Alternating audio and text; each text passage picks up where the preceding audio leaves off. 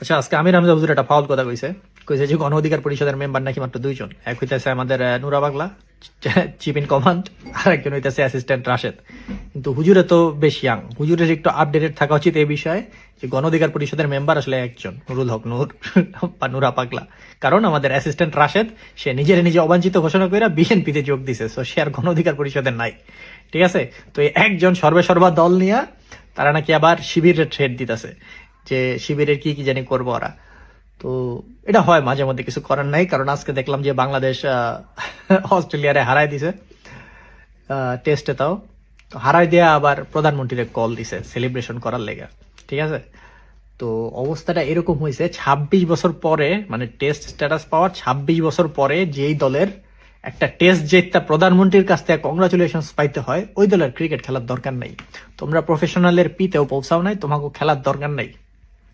ঠিক আছে, কারণ তোমরা চিন্তাও করতে পারো না যে তোমরা অস্ট্রেলিয়ারে হারাইতে পারবা বা তোমার হারানোর মতো সক্ষমতা তোমাদের আছে।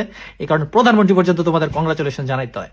ঠিক আছে, আবার আগে যেমন আমাদের আপার ইয়া ছিল না, ওই যার নাম জানি কি, পাপন দা। এখন তো নতুন পাপন দা আমাদের তামিম দা।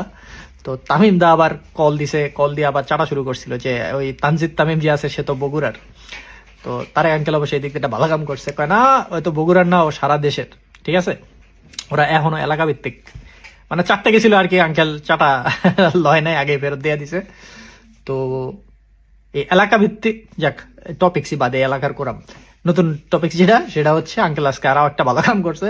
সেটা হচ্ছে ইন্ডিয়া সফরের জন্য তেল দিতেছিল হ্যারে মোদী সরকার, কিন্তু মনে হয় যায় নাই। কারণ দেখাইছে যে আপনার কি জানি ওই যে শেখ হাসিনা যে কনফারেন্স করছে রিসেন্টলি, এইটা। তো এটা একটা ভালো কারণ হয়েছে, প্লাস হাদির খুনিদের ফেরত দিতে হবে, শেখ হাসিনার ফেরত দিতে হবে, দিলে এরপরে যাইব। খুব ভালো লজিক, কারণ তার আঙ্কেল এমনিও যাইতে পারতো না, ওনার নিজেরও সিকিউরিটি ইস্যু আছে। কিন্তু এই কারণটা যে দেখাইছে, এই কারণটা দেখানোর জন্য আমি মানে খুবই খুশি আর কি, যে অ্যাটলিস্ট ওনারা স্টেটলি বলছে যে হাদির খুনিদের ফেরত দাও। ঠিক আছে, আপারে ওরা ফেরত দিব বলে আমার মনে হয় না, তারপরও যে ফেরত চাইছে এই জন্য ধন্যবাদ আঙ্কেল রে।